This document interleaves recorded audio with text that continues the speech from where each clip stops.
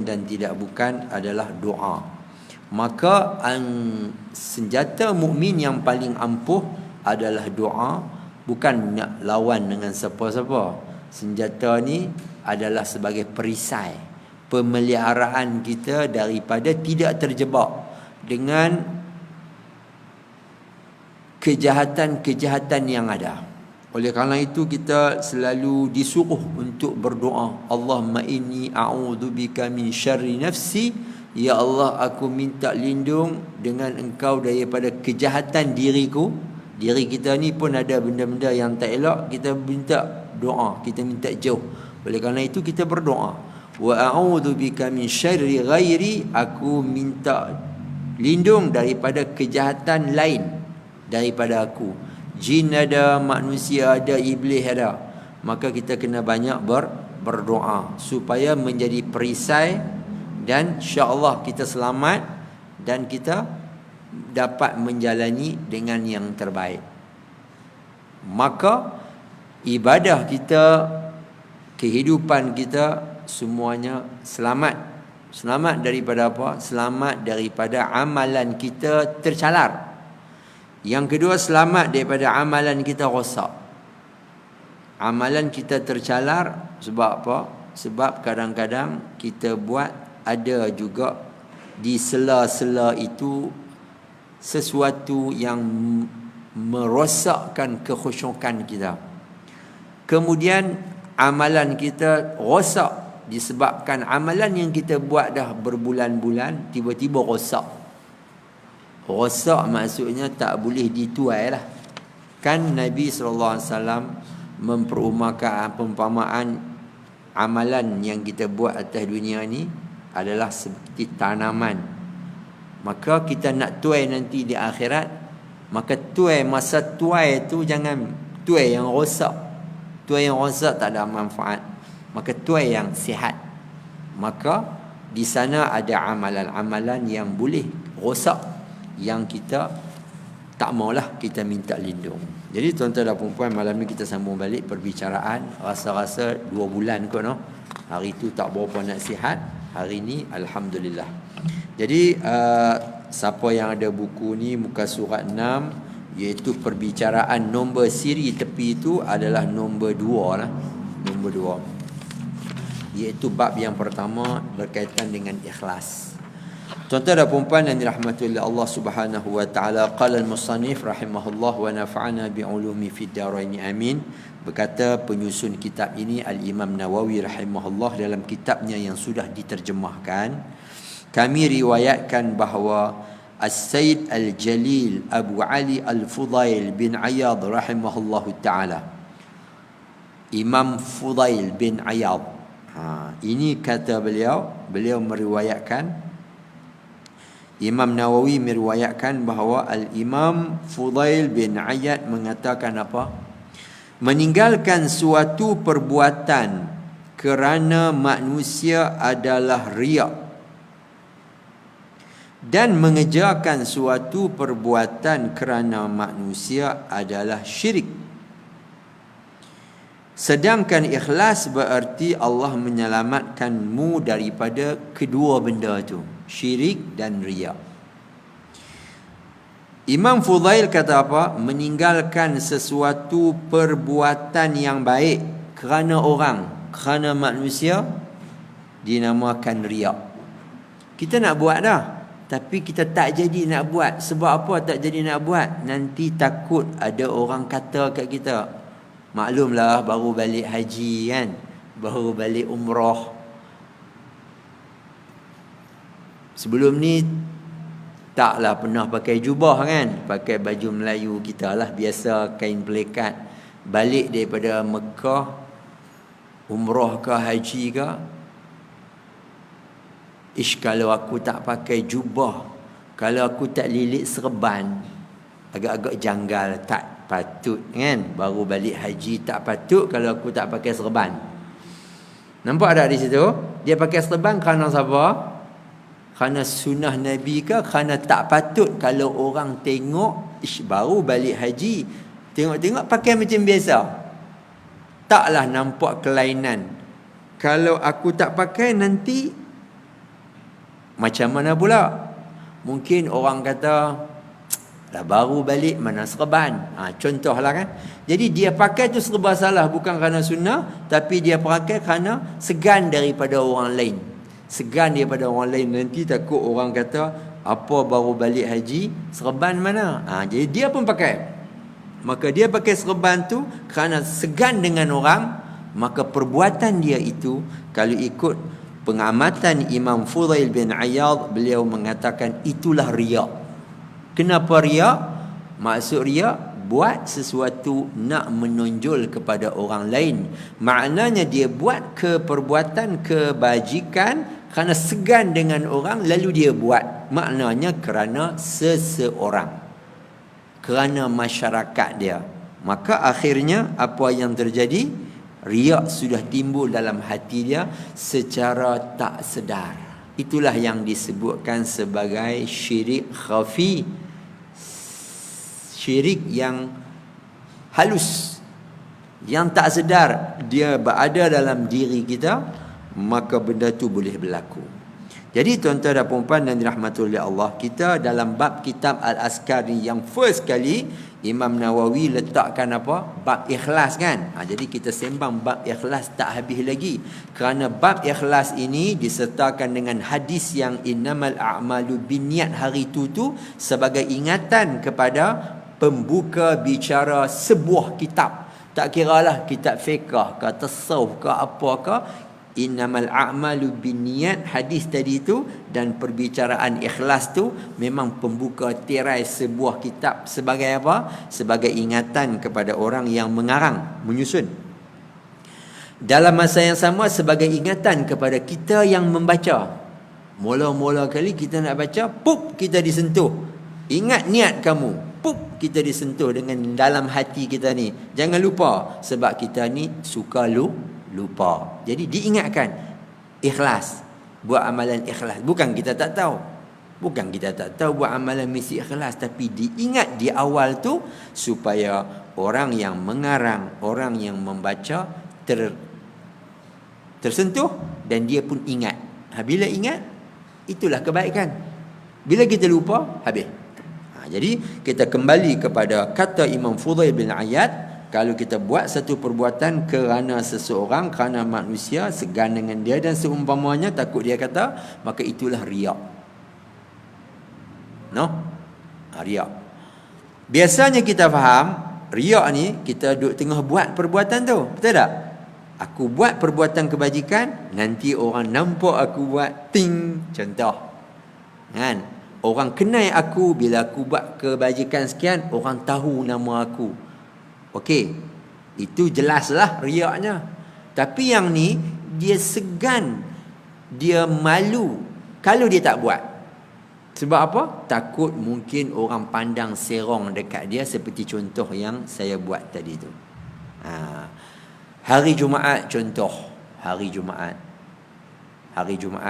orang semua pakat bubuh dalam tabung. Tiba-tiba dia tak buh. Rasa macam mana kalau aku tak buh, nanti orang tengok aku tak bubuh hari Jumaat. Jadi dia pun bubuh atas dorongan macam tu. Maka riak berlaku dalam diri dia. Jadi oleh kerana itu, bila ada macam tu, buang. Ubah niat balik. Ubah persepsi fikiran kita. Buat ni bukan kerana segan-segan dengan siapa, tapi buat ni lillahi ta'ala, perintah Allah, perintah Nabi. Macam tu, insya-Allah selamat. Sebab apa? Kita lupa. Kita ni suka lupa, kita suka lalai. Iblis, syaitan ready 24 jam serang kita. Kita tak nampak dia. Kita senjata kurang, doa kurang. Jadi dia serbu kita, dia serang kita. Kita tak sempat nak bertepih. Lalu kita pun terpengkerangkap dengan dia tu, dan akhirnya kita terjebak. Jadi supaya kita tak terjebak, kita dah kena serang. Tiba-tiba kita ingat, tak boleh macam ni. Kita lawan balik, potong, buang. Hak yang tak elok tu, kita kembalikan balik. Fikiran kita, niat kita yang elok, kita buat. Selamat.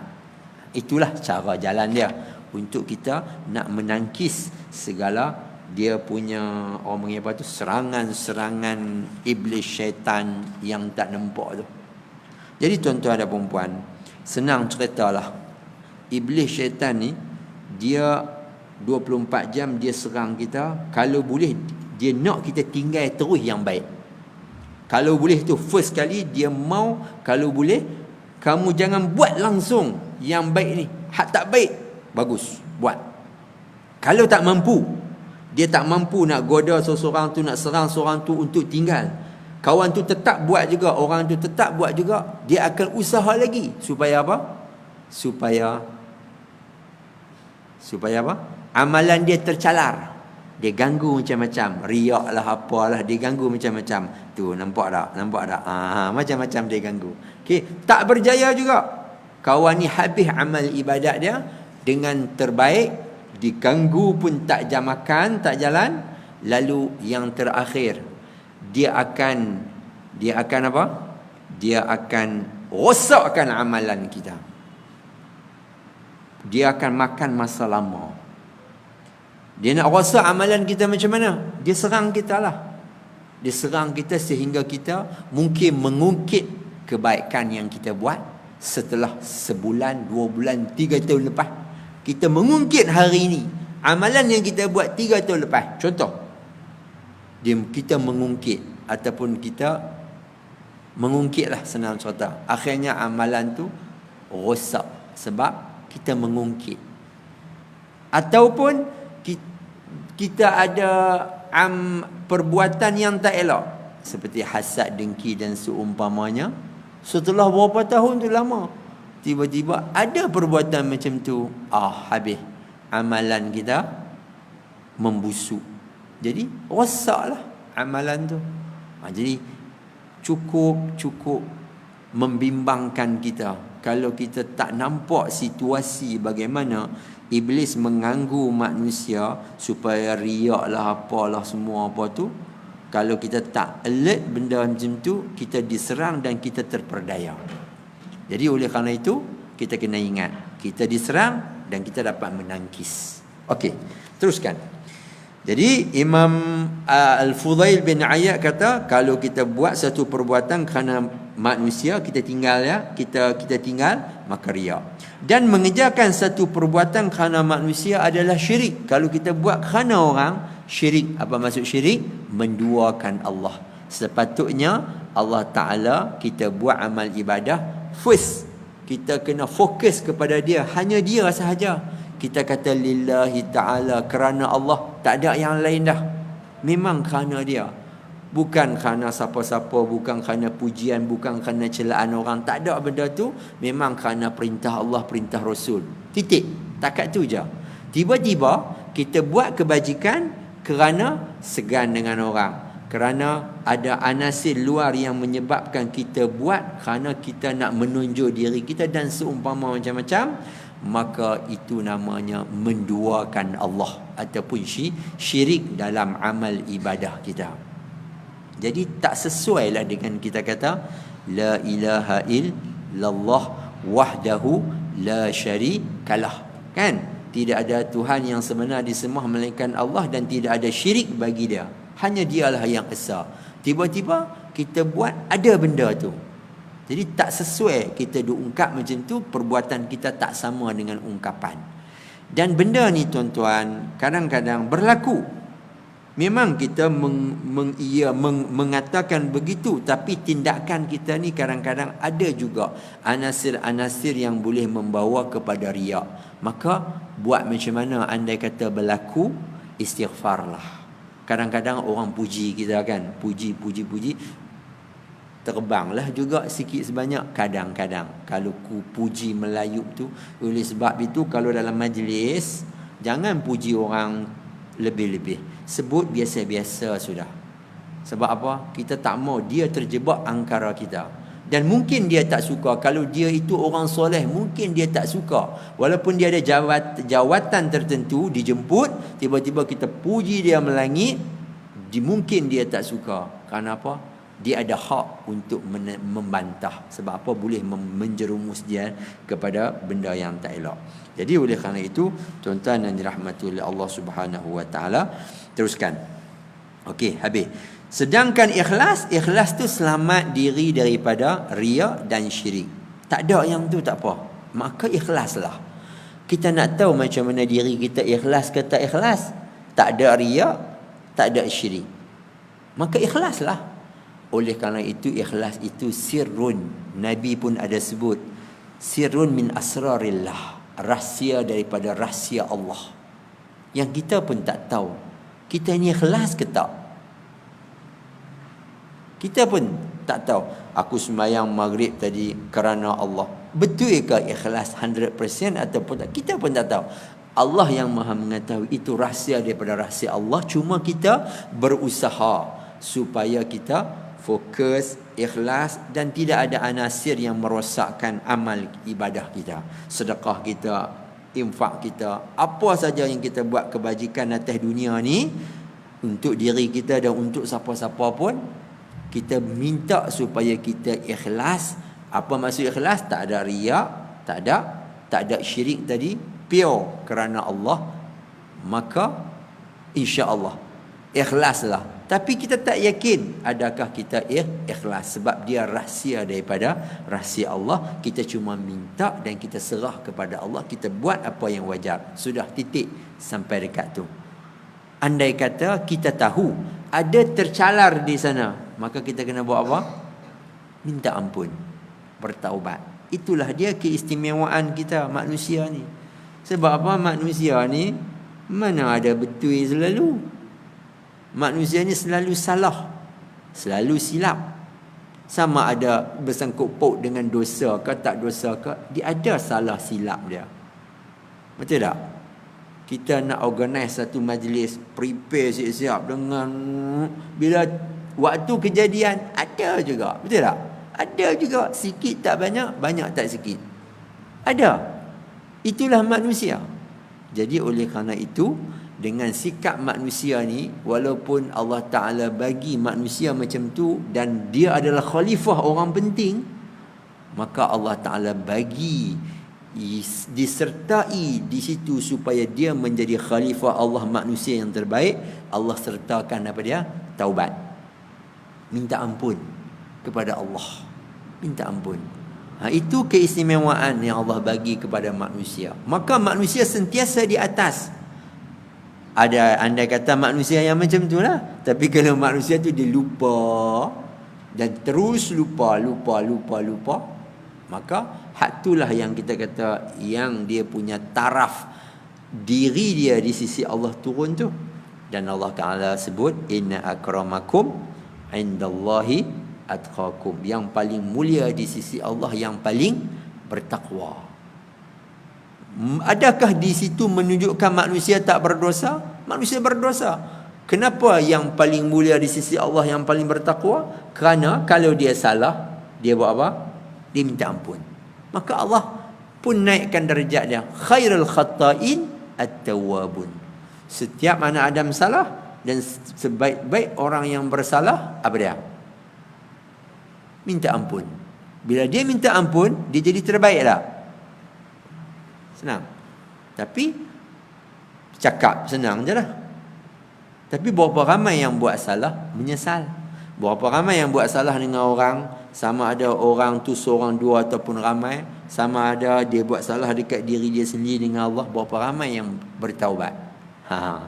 Itu yang tak ramai. Oleh kerana itu kita kena ingat, kita hendaklah sentiasa menjadi hamba-hamba Allah yang bertaubat. Okey.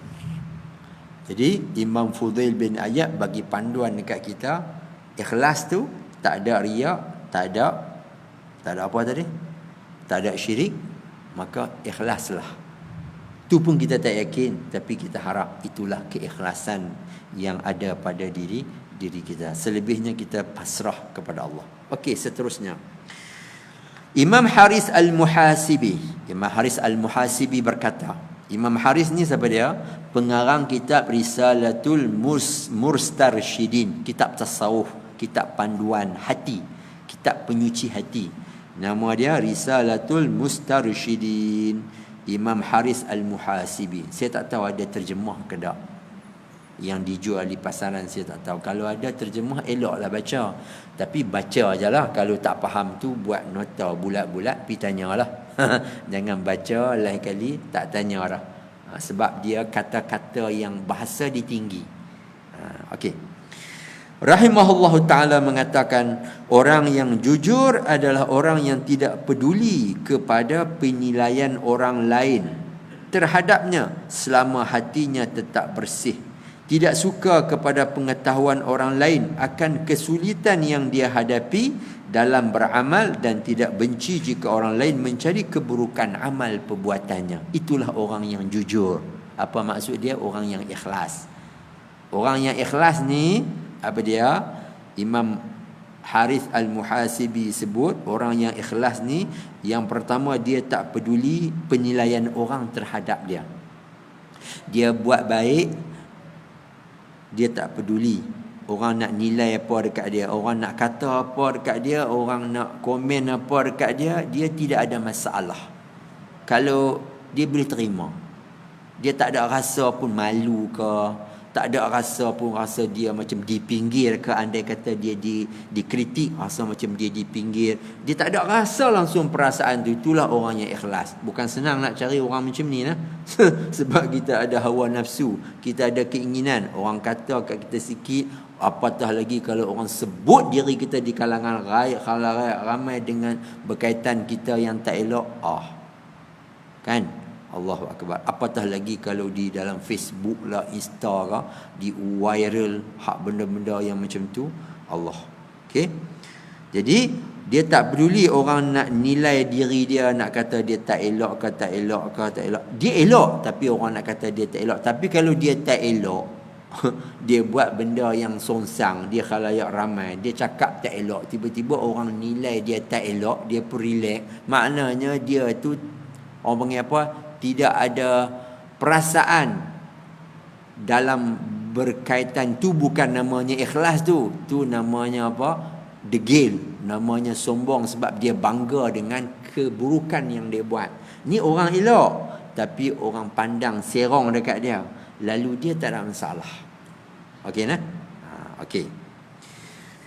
Terusnya, tidak suka kepada pengetahuan orang lain akan kesulitan yang dia hadapi dalam beramal. Dalam kehidupan dia, dia tak suka orang tahu kesusahan dia, dan juga bagaimana cara beramal dia, kehidupan dia, amalan dia. Dia tak mau orang tahu tentang amalan dia.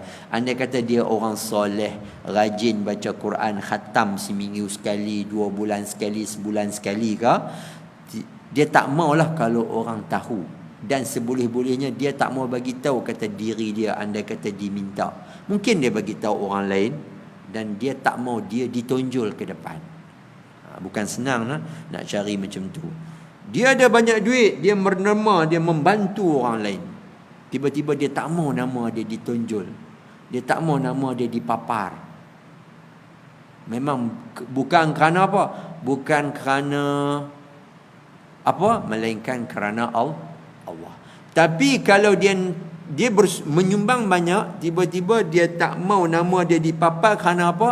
Kerana takut orang kata dia kaya. Riaklah nama dia. Titik dekat tu. Susah juga noh.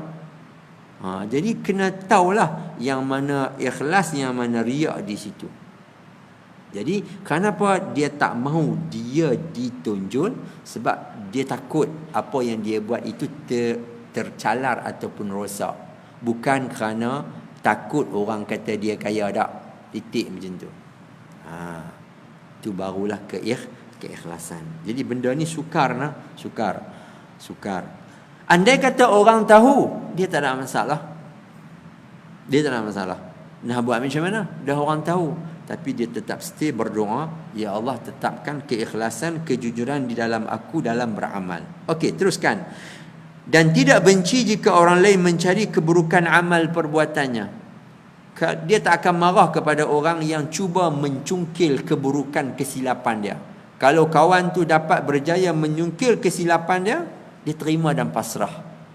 Dia orang baik, susah nak cari keburukan dia, tiba-tiba ada hamba Allah boleh cungkil keburukan dia, maka dia tak akan marah, dia akan hadapi, dia akan terima.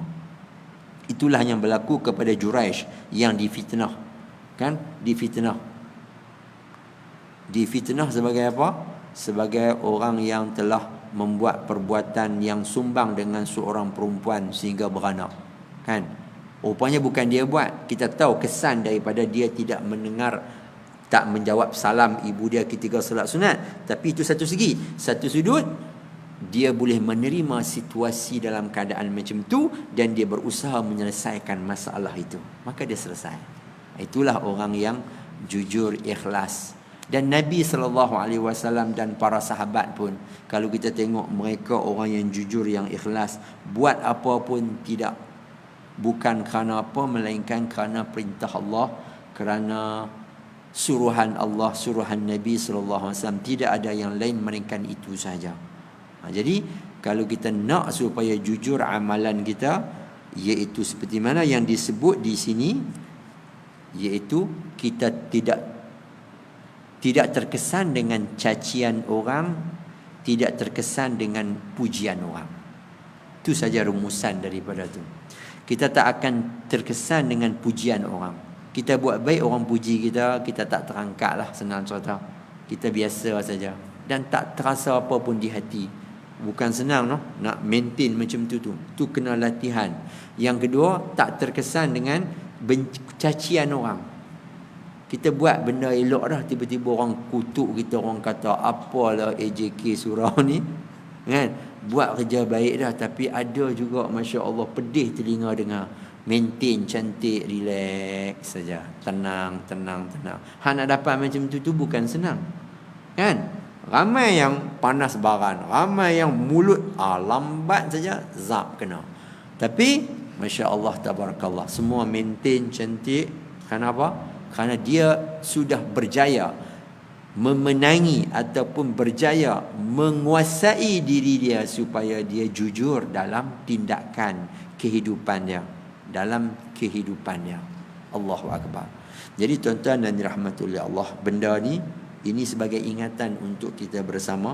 Bukan senang lah, tapi kita boleh dapat insya-Allah. Teruskan. Dari Huzaifah al-Mar'ashi rahimahullahu ta'ala, beliau berkata, ikhlas adalah nilai perbuatan seorang hamba sama pada zahir dan batin. Itulah ikhlas. Imam Huzaifah ni kata apa? Luar dalam bagi sama. Dalam elok, luar pun elok. Itulah keikhlasan dia. Kalau luar nampak tak elok, dalam elok, tak jadi juga.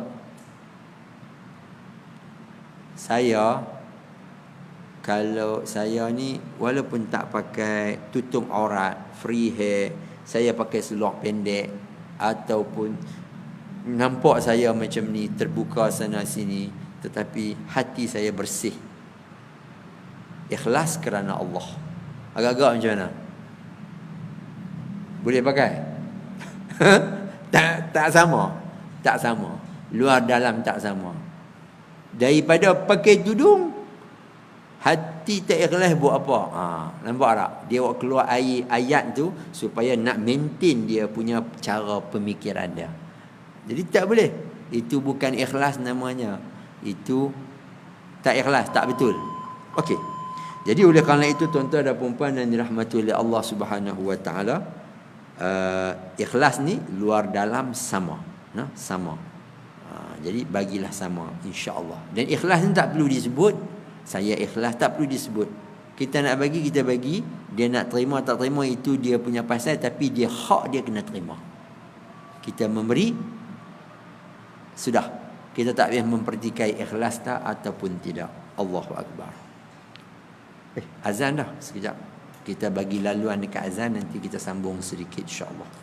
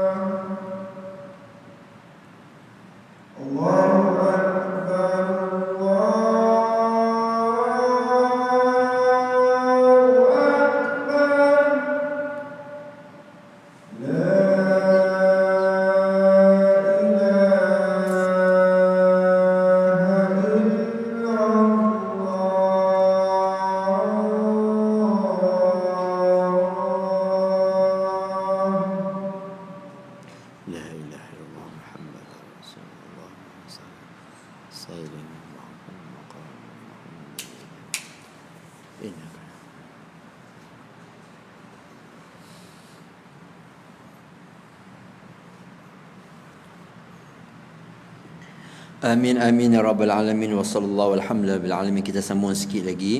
Tuan-tuan dan puan-puan dan dirahmati oleh Allah Subhanahu wa taala.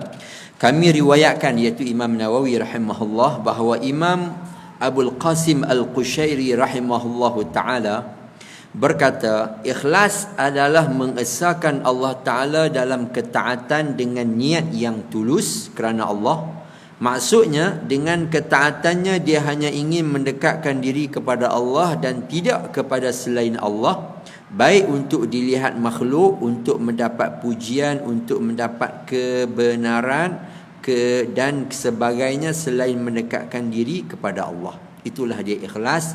Macam kata Al-Imam yang sebelum Imam Haris tadi pun lebih kurang macam tu, mengatakan ikhlas ni adalah tidak lain dan tidak bukan buat memang mengesahkan Allah. Maksudnya tidak menduakan Allah. Dia buat memang kerana Allah Ta'ala perintah Allah, perintah Nabi. Macam tu je. Tidak ada yang lain daripada yang tu. Barulah ikhlas yang pure, yang tulen. Kalau dia buat amal ibadat, dia buat satu kerana fadilat tertentu, tu tak pure lagi. Dimasukkan juga dalam keikhlasan. Kan tingkat ikhlas kan dia ada banyak, Imam Ghazali sebut. Kan ada yang buat amal ibadat kerana apa? Kerana nak masuk syurga, nak selamat daripada neraka. Ada yang buat amal ibadat kerana kelebihan sesuatu. Kita baca yang ni dapat yang ni, kita buat yang ni dapat macam ni. Kan? Kita sedekah waktu pagi, kita sedekah dapat doa malaikat. Nak itu masih lagi kategori ikhlas, sebab dia punya fadilat tu memang diuarkan oleh Nabi sallallahu alaihi wasallam. Hak yang tinggi sekali dia punya martabat, buat tu bukan kerana hak yang tu tak ada. Apatah lagi kerana orang, kerana pujian, kerana celaan, tak ada. Maka dia buat tu memang perintah Allah. Titik. Allah suruh aku buat. Dapat habuan ke, dapat fadilat ke, itu dia bukan hal dia, itu hak Allah. Allah nak bagi, Allah Ta'ala tak mau bagi pun tak apa. Itu yang terbaik. Kita ni mungkin tak sampai lah. Kalau sampai, alhamdulillah, Yang penting masih lagi dalam tingkatan ikhlas. Sekurang-kurangnya kita buat amal ibadat, nak selamatlah daripada neraka, nak masuk syurga. Okey lagi, sebab itu perintah Allah. Okey. Yang seterusnya, sementara itu Said Jalil Abu Muhammad Sahal bin Abdullah At-Tusturi, ni anak beliau anak murid kepada Imam Zunnun. Zunnun ni nanti ada. Beliau mengatakan seorang yang beruntung mencari penafsiran kata ikhlas namun dia tidak menemui selain kalimat ini. Seluruh gerakan dan diamnya baik ketika sendiri maupun bersama orang lain hanya diperuntukkan bagi Allah, tidak dicampuri oleh keinginan hawa nafsu dan perkara-perkara keduniaan. Itulah ikhlas. Sama macam tu, macam tadi juga dia orang punya definisi, cuma ayatnya berbeza. Maknanya seluruh gerakan kita, diam kita, perkataan kita, hati kita, pikiran kita, apa saja yang kita lakukan dalam ataupun luar, memang tulen bersih kerana Allah Ta'ala. Tidak ada dicampuri di sana urusan nafsu kita, hawa nafsu, kehendak diri, apatah lagi kehendak orang lain. Tak ada. Titik. Pure lah, pure. Bukan kerana tuntutan nafsu lagi. Kenapa aku buat macam ni? Kerana kalau aku buat baik, orang buat baik kat aku. Nampak tak? Ada lagi tuntutan kehendak nafsu. Kenapa engkau tolong dia? Tak apa, aku tolong dia, nanti dia tolonglah aku pula bila-bila aku susah kan. Ada tak di situ tuntutan kehendak hawa nafsu? Ada lagi. Hak tu tak ada. Tak ada langsung yang benda-benda yang macam tu. Boleh faham kan? Jadi pure, bersih. Jadi orang yang macam ni, kalau dia buat, orang tak kata terima kasih pun dia tak ada masalah apa. Sebab dia buat bukan kerana kawan tu nak terima kasih apa, tapi kawan tu memanglah kena terima kasih sebab adab. Tuntutan hak kena terima kasih. Tapi andai kata dia tak terima kasih, kita tolong dia, jumpa kita pun tak bagi salam contoh, tak berasa duduk kecil hati. Kalau kita kecil hati, nak dapat pure keikhlasan macam ni memang tercalar, jauh ketinggalan lah. Jadi benda ni kita nak dapat, kita kena sikit-sikit latih diri kita. Boleh kan? Boleh benda macam ni. Tapi kadang-kadang kalau kita tak latih, kita rasa apa? Kita rasa macam malas dah nak tolong dia, sebab dia tak kata pun terima kasih. Jadi kita ikhlas dekat mana? Ikhlas masa kita buat tu, tapi keikhlasan kita tercalar sebab ada lagi tuntutan kehendak hawa nafsu diri kita. Tuntutan kita sendiri tu masih ada dekat situ. Jadi ikhlas ni tak ada je semua benda yang macam tu. Okey, kita teruskan lagi. Kami riwayatkan bahawa Ustaz ataupun Al-Imam Abu Ali Ad-Daqqaq rahimahullah mengatakan ikhlas adalah menjaga diri dari perbuatan penghilihatan makhluk, sedangkan jujur adalah melepaskan diri dari ketaatan kepada hawa nafsu. Orang yang ikhlas tidak memiliki sifat riak dan orang yang jujur tidak memiliki kebanggaan diri. Jadi macam tu juga yang nak bagi tahu kepada kita ni, dia tak suka andai kata orang tahu apa yang dia buat. Itu saja. Jadi dia perlu, oleh kerana itu dia kena kuatkan diri dia supaya tidak tercemar dengan apa-apa yang ada di sekeliling dia. Dan seterusnya daripada Zunnun Al-Misri rahimahullah berkata, 3 perkara yang merupakan tanda-tanda keikhlasan. Ini panduan ulama. Yang pertama, kedudukan yang sama di antara pujian dan cercaan dari masyarakat umum. Lupa tentang amalan yang yang pertama, dia tak ada masalah. Pujian cerca sama saja bagi dia. Itu yang macam kita sebut tadi, orang cerca dia ke, orang puji dia ke, orang nak apa kat dia relax saja, tak ada masalah. Tapi dia buat benda yang elok lah. Kalau dia buat benda yang tak elok macam kita sebut tadi itu bukan dia. Okey, yang kedua, lupa tentang amalan yang telah dilakukan. Dia buat baik ke orang, dia tak ingat dah. Dia buat apa saja, dia tak ingat lah macam dia buat. Dia lupa kebaikan dia. Padahal dia buat banyak kebaikan, tapi dia lupa. Maknanya dia tak canang kebaikan dia kepada orang lain. Kalau dia nak berkongsi boleh, tapi dia tak akan ungkit apa yang dia buat kepada orang lain. Dan yang ketiga, mengharapkan pahala amalan di akhirat. Itu saja.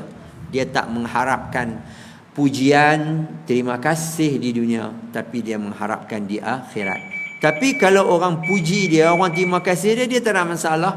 dan dia pun tak suruh, dan siapa nak buatlah. Macam itulah. Dia relax, tenang, biasa, tenang. Okey, sikit lagi tuan-tuan dan puan-puan dan dirahmati oleh Allah, satu perenggan lagi.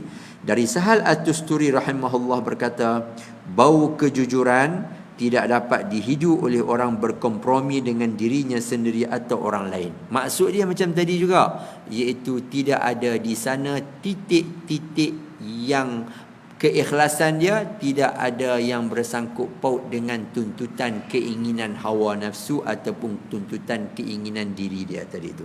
Okey, jadi wallahu taala alam, berkaitan dengan benda ni banyak. Oleh kerana itu cukup takat ni perbicaraan berkaitan dengan ikhlas. Nanti Imam Nawawi bawa mai bab lain ataupun perbicaraan yang lain. Jadi keikhlasan ni penting tuan-tuan dalam kita buat apa pun. Amal ibadah khusus, amal ibadah umum yang kita buat tiap-tiap hari, apa semua kita buat A sampai Z, tidur sampai tidur kembali, itu kita buat apa pun yang baik-baik itu mesti disertakan dengan keikhlasan. Cuma tahap keikhlasan kita tak sama. Cuma kita kena minta, bagilah setiap hari keikhlasan kita itu bertambah, kan, bertambah. Seorang ibu, seorang bapa yang bekerja mencari rezeki dekat anak-anak, kan, tungkus lumus, kan, tapi dapat hasil yang sebaliknya. Di situ mencabar keikhlasan mencari rezeki. Jadi oleh kerana itu nak sampai tahap tu, Allahu Akbar, maka berbanyakkanlah berdoa supaya dengan berkat kita buat amal ibadat ni, keberkatan tu dapat dekat orang lain. Maknanya dapat dekat anak kita, dapat dekat keluarga kita, dapat dekat masyarakat kita.